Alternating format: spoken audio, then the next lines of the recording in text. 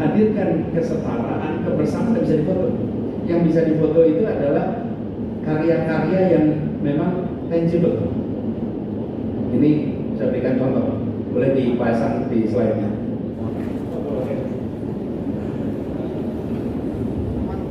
Selamat datang Mas Anies Wong Yogyo. Ya. Ini beliau dulu ketika saya sama-sama aktif di Tanah Merdeka.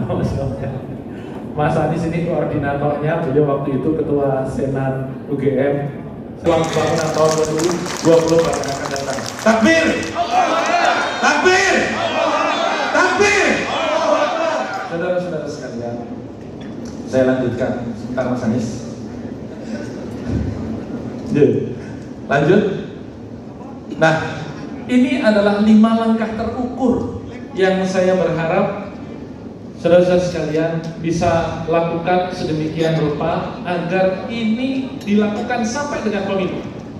Lengkapi struktur, lengkapi data perolehan suara pemilu. Pak Aep sudah ngelotok kalau soal data, insya Allah beliau akan segera melakukan. Partai Persatuan Pembangunan kita yang akan menentukan nasib dan masa depan partai ini sendiri dengan kekuatan dan daya juang yang pernah kita miliki, dan dengan pertolongan Allah, in tansurullah yansurkum wa yutsabbit aqdamakum. Niat kita berpartai politik adalah beribadah. Niat kita berpartai politik adalah menegakkan nilai Islam di dalam penyelenggaraan hidup bernegara di bawah Negara Kesatuan Republik Indonesia. Hadanallahu wa iyyakum ajma'in. Semoga Partai Persatuan Pembangunan bisa menaikkan kembali suaranya pada jumlah yang signifikan, dan daerah istimewa Jogja bukan hanya sekedar menjadi 1 kursi saja yang hari ini tersisa, tetapi seluruh daerah pemilihan harus terisi, dan kita niatkan untuk terisi pada pemilu 2024 yang akan datang. Terima kasih. Wallahul muwaffiq ila aqwamit thoriq. Wassalamualaikum warahmatullahi wabarakatuh. Kami sampaikan saja warahmatullahi wabarakatuh.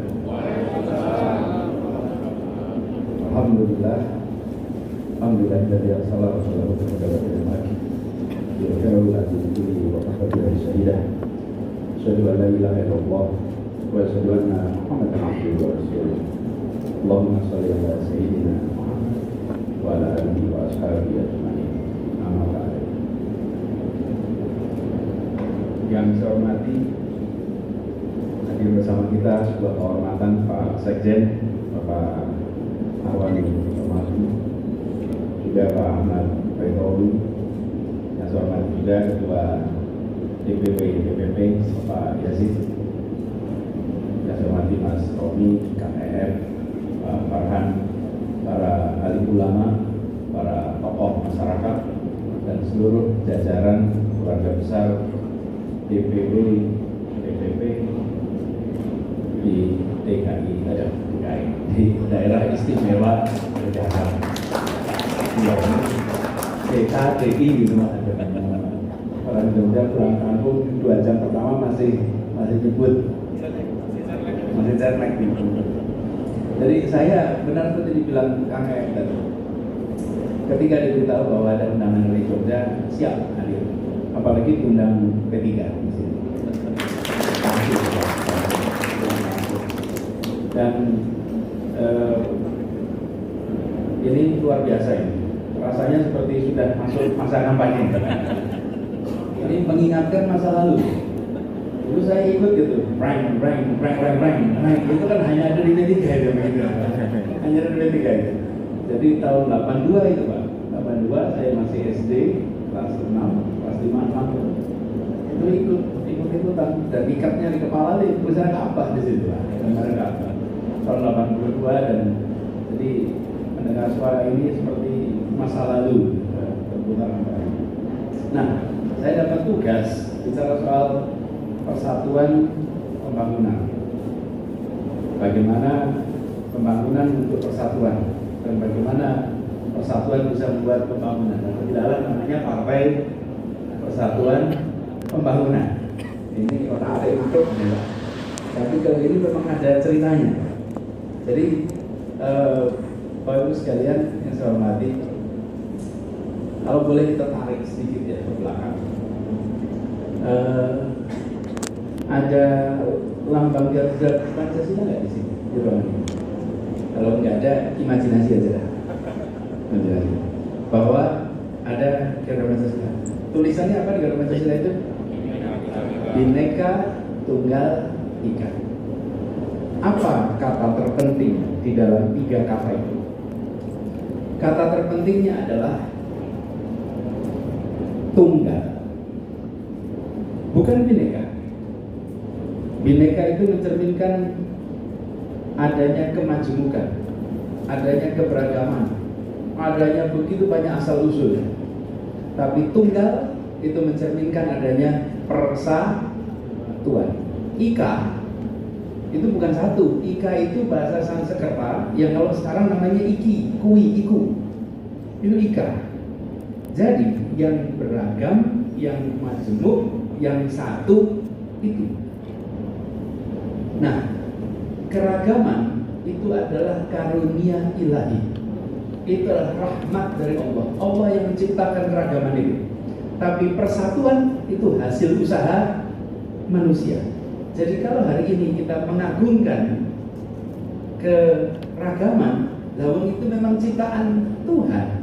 Tapi persatuan itu ikhtiar manusia. Jadi di Indonesia itu persatuan itu hasil ikhtiar kita. Persatuan tidak bisa otomatis. Bangsa kita ini berbagai ragam. Tahun 28 menyatakan satu bangsa, menyatakan satu tanah air, dan menyatakan satu bahasa persatuan. Satu bahasa persatuannya adalah bahasa Indonesia. Bapak-bapak Ibu, mohon dibayangkan kalau ada utusan Jogja berangkat ke Kongres Pemuda, oke? Di kongresnya di Jakarta nih. Pulang sampai Jogja, kira-kira ditanyain apa sama teman-temannya di kampung halamannya? Piye toh kok malah bahasanya wong seberang itu? Kan bahasa Melayu bukan? Yang paling banyak bahasa apa waktu itu? Bahasa Jawa Bapak Ibu. Tapi yang disepakati adalah bahasa Melayu kepulauan. Sebuah keberanian untuk membentuk satu platform bersama, namanya bahasa Indonesia. Coba tidak ada kesepakatan bahasa Indonesia Bapak Ibu, apa yang terjadi hari ini? Kalau kita pertemuan tidak mungkin punya kesepakatan. Lihat India. India itu bahasanya banyak sekali. Bahasa resminya apa? Bahasa Inggris, bahasa Hindi, dan boleh pakai bahasa daerahnya. Jadi nanti kalau di parlemen bersidang itu bisa bicara pakai bahasa daerah masing-masing. Rumit tidak Bapak Ibu? Kalau ada utusan Jogja pakai konsep itu, berangkat di DPR ngomongnya tidak menggunakan pakai bahasa Jawa, bisa jadi lawannya di sini bilang ini kurang Jogja. Yang dari Bugis berangkat sana tidak menggunakan bahasa Bugis, bisa dikatakan kurang mewakili Bugis. Kita tidak, kita sepakati bahasa Indonesia. Lihat Uni Eropa, 28 negara, 28 bangsa membentuk satu federasi namanya Uni Eropa. Bahasa persatuannya apa? Bahasa apa di Eropa? Bahasa Inggris, orang Perancis tidak mau. Bahasa Perancis, orang Jerman tidak mau. Jadi bahasa persatuannya apa di sana? 23 bahasa. Oke? Rapat nasional, semua pakai headphone, belakangnya penerjemah. Persatuan itu tidak otomatis. Persatuan itu diikhtiarkan, dibuat keputusan-keputusan yang mempersatukan. Hari ini karena kita semua menggunakan bahasa Indonesia, jadi kita sudah merasa ini bukan sebagai alat pemersatu lagi, sudah bersatu. Tapi dulu namanya Jakarta, ada Semen, itu pusat kursus.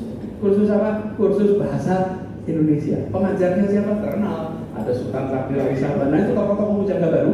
Itu banyak yang menjadi guru-guru kursus bahasa Indonesia. Kenapa? Lah orang dari mana-mana datang ke Jakarta ingin belajar bahasa Indonesia. Untuk apa? Menjadi Indonesia. Ditandai dengan apa? Bisa berbicara bahasa Indonesia.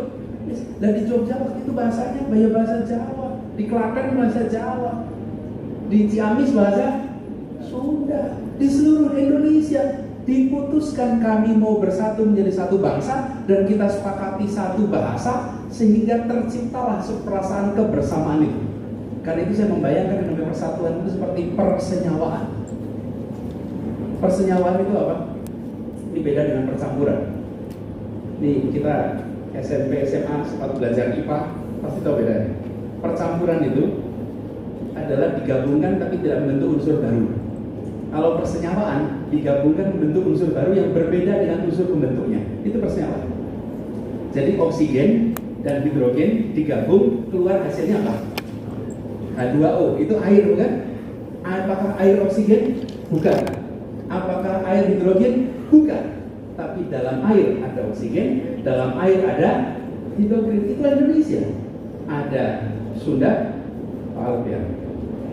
Masya Allah. Selamat datang Pak Alfian.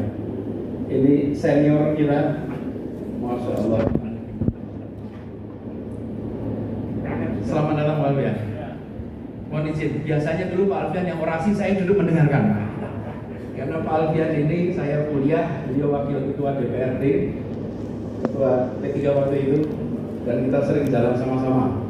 Kami kalau lagi ngalamin macam-macam, beliau yang membela. Terima kasih Pak Alfian. Nah, saya teruskan ya.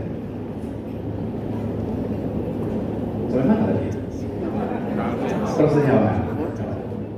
Jadi air itu di dalamnya ada oksigen, di dalamnya ada hidrogen, tapi air bukan hidrogen, bukan oksigen. Sama, Indonesia itu di dalamnya ada apa? Ada Sunda, Jawa, Madura, Bugis. Apakah Indonesia Jawa? Bukan. Apakah Indonesia Sunda? Bukan. Itulah persenyawaan, dan persenyawaan itu tidak bisa dibuka. Begitu air itu dibuka, maka dia tidak lagi menjadi air. Dibuka unsurnya, dia jadi hidrogen, dia menjadi oksigen. Jadi kalau sekalian ketika kita bicara bineka tunggal ika, kita itu sudah tunggal. Karena itu kalau sudah tunggal, yang dikampanyekan persatuannya, bukan binekanya yang dikampanyekan. Ini salah kalau bineka tunggal. Lah kan sama seperti mengkampanyekan hidrogen oksigen, bukan? Lah kita sudah menyatu menjadi unsur baru. Unsur baru ini beda. Bahwa di dalam unsur baru ada pembentuknya, ya. Inilah persenyawaan. Karena itu yang harus kita dorong adalah persatuan. Tunggal. Ini saya katakan ini bukan di forum ini saja, sudah berkali-kali saya katakan. Jadi kalau ada yang mengatakan kita mendorong kebinekaan, lebih piye? Masa hidrogen, oksigen mau kita dorong sama-sama? Kan sudah jadi air kita. Sudah menjadi entitas baru namanya Indonesia. Ini Bapak sekalian, pelajaran penting. Persatuan tidak otomatis terjadi. Di negeri lain tidak berhasil menyepakati satu urusan namanya bahasa. Kita berhasil, dan keberhasilan itu kenapa? Karena unsur-unsur pembentuknya yang jumlahnya banyak mengikhlaskan untuk tidak memaksakan kehendaknya, tapi menerima sebuah platform yang bisa menyatukan. Dan kan dahsyat. Semua berkumpul, bahasa yang disepakati, bahasa yang secara jumlah kecil. Bahasa Indonesia. Nah, sekarang, itu saya cerita masa lalu. Pertanyaan sekarang, bagaimana sekarang persatuan ini bisa dijaga? Kalau dulu kan dengan menggunakan bahasa. Sekarang kita sudah masuk era hari ini. Hari ini kita sudah merdeka. Dan menyatukan waktu itu karena kita punya tujuan bersama. Saya garis bawahi, asal usul tidak bisa dipersatukan. Yang bisa dipersatukan itu tujuan. Jangan berharap mempersatukan asal usul, karena tidak bisa Jadi kalau ada orang mempertanyakan asal usul, nggak bisa diapa-apain Bapak Ibu. Nggak bisa, karena asal usul tidak bisa dipersatukan. Karena sekarang itu kebanyakan ingin mempersatukan asal usul, nggak bisa. Yang kita bisa persatukan adalah tujuan. Bangsa kita sepakat tujuannya apa? Tujuan kita adalah menghadirkan keadilan sosial. Karena itu kita harus mengusir kolonialisme. Karena itu kita harus bersatu. Jadi bersatu untuk bisa mengusir, untuk bisa menghadirkan keadilan sosial. Nah sekarang PR kita adalah menghadirkan keadilan sosial. Supaya apa? Nah, persatuan tidak mungkin bisa dipertahankan jika tidak ada rasa keadilan. Rasa keadilan itu syarat untuk bisa menghadirkan atau menjaga rasa persatuan. Nah, ini kemudian saya masuk Jakarta nih. Jakarta, kami mau ceritakan di Jakarta ini kita mengikhtiarkan untuk menghadirkan rasa keadilan itu. Bapak Ibu sekalian bisa hormati, di Jakarta kita mencoba pembangunan yang bisa memberikan rasa keadilan, rasa kesetaraan. Contoh, di Jakarta masyarakat itu sangat terbebani oleh biaya mobilitas. Kalau di Jogja ini dari Janti mau ke Botomanan itu paling 10 menit sampai. Botomanan sampai. Terus Gamping sampai kira-kiranya Jalan Kaliurang paling 10 menit sampai. 15 menit. Di Jakarta itu problem. Biaya mobilitas penduduk di Jakarta itu tinggi. Per keluarga pengeluarannya bisa sampai 30% untuk transportasi. Karena itu pemerintah kota menyiapkan fasilitas transportasi umum. Jadi kami selama 4 tahun ini membangun transportasi umum. Dulu di Jakarta itu coverage yang transportasi umum hanya sekitar 25-30%. Alhamdulillah sekarang sudah menjadi 82% wilayah Jakarta tercover kendaraan umum. Insya Allah akhir tahun ini bisa sampai 90%.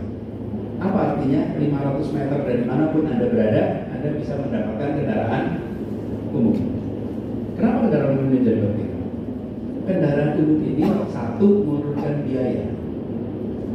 Kita bayarnya pakai kartu, di tag, bisa pindah-pindah selama 3 jam tanpa ada tambahan biaya.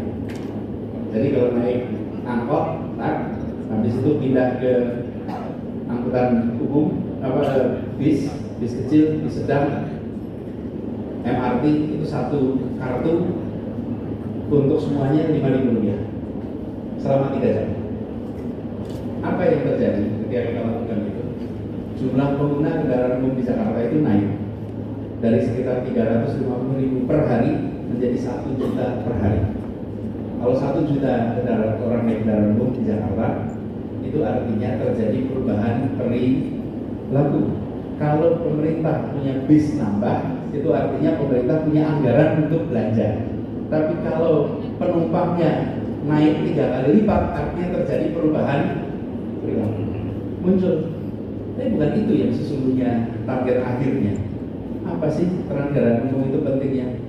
Kendaraan umum saja terus saya sedikit. Begitu bangun kendaraan umum harus ada pasangannya, Bang. Namanya trotoar. Trotoar itu tidak diperlukan kalau pakai naik kendaraan pribadi, Pak. Kenapa? Dari garasi naik motor sampai tempat tujuan langsung turun ke tempat kerja. Tapi kalau naik kendaraan umum pasti bangun trotoar. Negara yang bangun trotoar itu negara yang bangun kendaraan umum. Negara yang tidak bangun trotoar itu negara yang tidak bangun kendaraan umum. Karena itu sepasang. Kayak garpu sama sendok, Pak.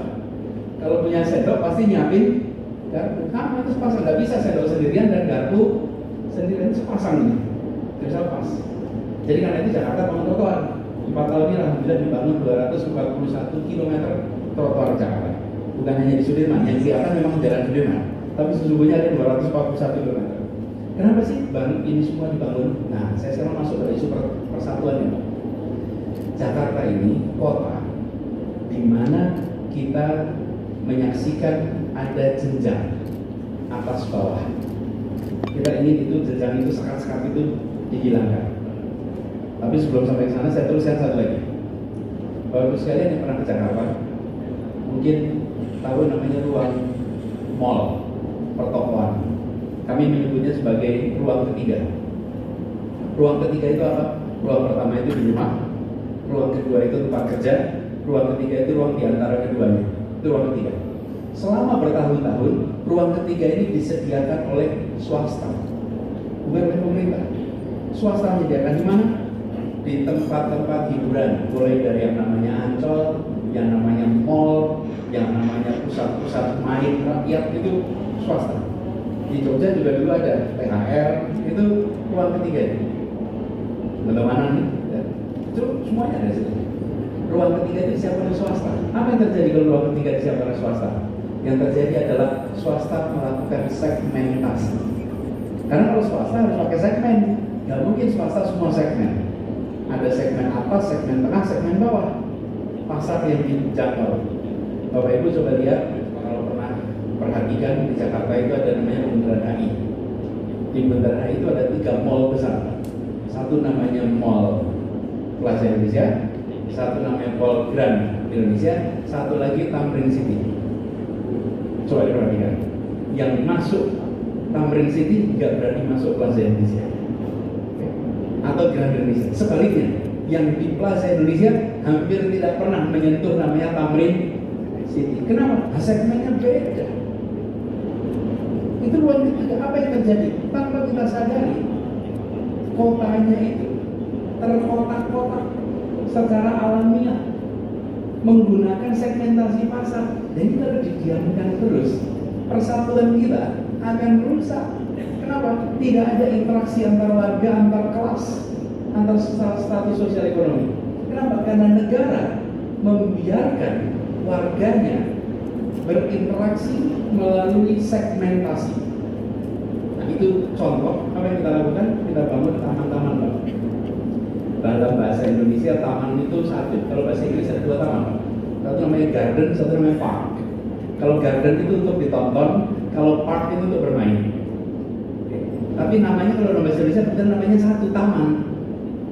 Padahal itu 2. Kalau garden untuk ditonton, karena itu kalau garden tulisannya dilarang menginjak rumput. Rumputnya dilarang diinjak karena rumput sebagai tontonan. Kalau park silahkan menginjak rumput karena rumputnya untuk bermain. Kota modern pasti menyiapkan rumput untuk bermain, namanya PARK, park. Kalau yang buat tontonan namanya garden, tapi dalam bahasa Indonesia itu taman. Jadi Monas yang sebesar itu tulisannya dilarang menginjak rumput. Dan terus kapan anak kita bisa main? Kapan kita semua berinteraksi? Diubah. Ruang ketiga dibangun di mana-mana, termasuk di trotoar. Apa tujuannya? Nah, saya masuk ke satu. Kesetaraan itu hadir. Bapak Ibu sekalian, kalau Bapak Ibu datang ke park taman, di situ bermain semua strata sosial ekonomi. Naik kendaraan umum, kalau naik kereta, naik bis, itu apakah dia CEO, apakah dia manajer, apakah dia office boy, apakah dia pengangguran, itu bisa duduk berdiri setara. Jalan di trotoar setara. Apa sih yang dibangun? Yang dibangun adalah perasaan kebersamaan karena ada kesetaraan. Kesetaraan itu Bapak Ibu yang paling terasa itu kalau datang ke masjid, Bapak Ibu. Datang ke masjid, kenapa nih? Itu mau kaya miskin percaya diri untuk duduk di saf pertama. Tidak ada yang minder untuk duduk di saf pertama, nggak ada. Tidak ada masjid kelas atas, masjid kelas bawah, saf atas, nggak ada. Tidak ada sama sekali. Itu tempat ideal yang menjadi contoh sebuah ruang yang memberikan pesan kesetaraan. Nah, kita bangun itu di Jakarta untuk apa? Menghadirkan perasaan kesetaraan supaya hadir persatuan. Dan ini alhamdulillah dikerjakan. Tapi begitu Bapak Ibu, kalau yang namanya membangun ini itu seringkali tidak bisa difoto. Perasaan aman, tentram, damai itu tidak ada fotonya, Bapak Ibu. Tidak ada fotonya. Yang bisa difoto itu bangunannya. Tapi rasa tenang itu kan tidak bisa. Dan kita seringkali kalau di pemerintahan ini membangun sesuatu yang belum tentu dirasakan manfaatnya sampai hilang. Jakarta aman, tenang, damai, tidak ada yang sadar. Sampai terjadi ketegangan. Sama saya bayangkan seperti kerja jadi PLN. Alhamdulillah ruangan ini AC-nya nyala dengan baik, listriknya nyala dengan baik, tapi hampir pasti tidak ada yang bilang terima kasih PLN sudah menjamin listriknya nyala, AC, tidak ada yang bilang gitu. Tapi begitu listrik mati semuanya nengok ke PLN. Kita juga begitu, menghadirkan kesetaraan, kebersamaan tidak bisa difoto. Yang bisa difoto itu adalah karya-karya yang memang tangible. Ini saya berikan contoh, boleh dipasang di slide-nya.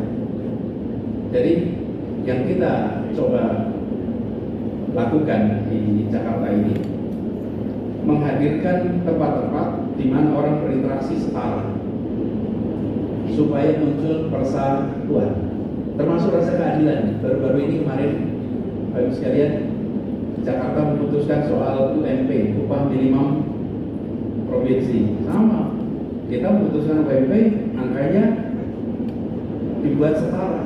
Bayangkan di Jakarta naik upah 37.800 ke 38.000. Nggak terasa Pak itu.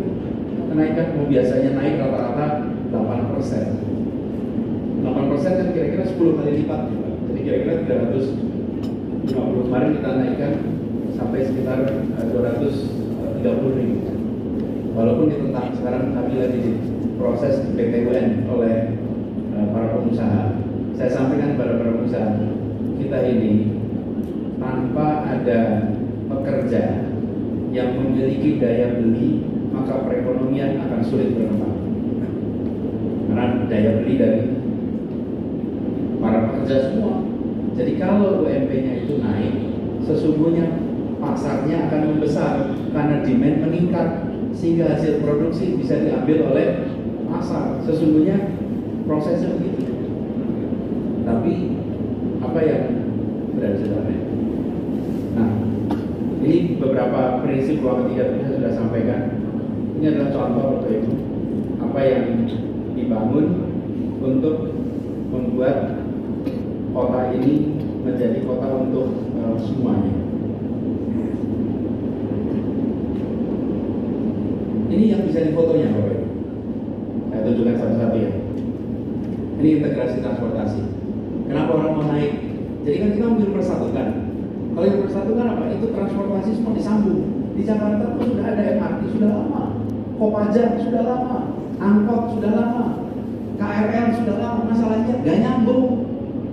Jadi yang kita lakukan adalah menyambungkan itu menjadi satu sistem, satu tiket, sehingga naik kendaraan apapun bisa pindah dalam satu sistem. Bapak Ibu boleh ke Jakarta, tolong cari Kopaja sekarang kalau ketemu. Cari Metro Mini kalau sampai ketemu. Nggak ada sekarang. Kenapa? Semuanya ikut dalam sistem namanya Jaklingko yang kita bangun. Dan mengerjakan ini nggak ada dramanya Bapak Ibu. Nggak ada pakai drama masuk-masuk. Dikerjakan dengan baik-baik. Pelayan jadi begini cara kerjanya. Mereka kami beli jasanya per kilometer. Jadi angkutan mikro, angkot itu kami bayar per kilometer. Ada penumpang, syukur. Nggak ada penumpang, syukur, kami bayar per kilometer. Efeknya apa? Tidak ada lagi yang ngetem. Ngetem kan cari penumpang, bukan? Nah sekarang kalau mereka ditarget satu hari minimal 90 kilo, maksimal 110 kilo. Muter mereka, muter terus. Ada penumpang, tidak ada penumpang, muter.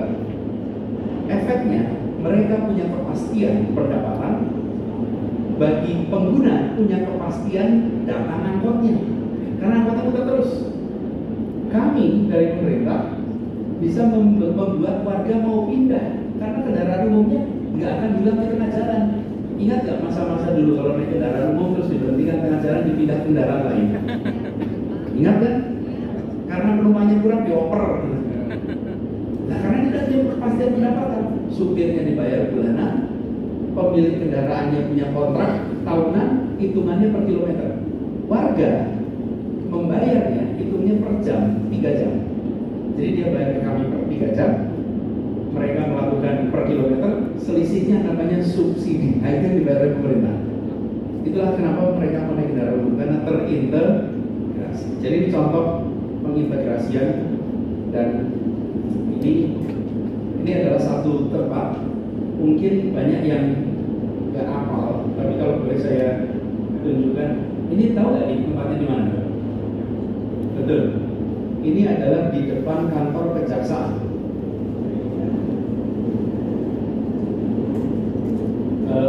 Sudah ada laser pointer ya? Kalau ada laser pointer, Bapak Ibu bisa lihat di situ.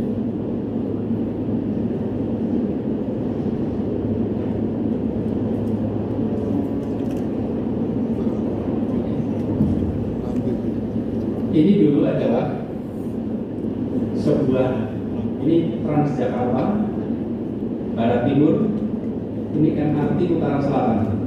Itu dibangun bersamaan dan tidak nyambung. Ini monumen disintegrasi transportasi. Lebih banyak sama-sama dibangun oleh Jakarta. Yang satu Barat Timur namanya Transjakarta, yang satu Utara Selatan namanya MRT.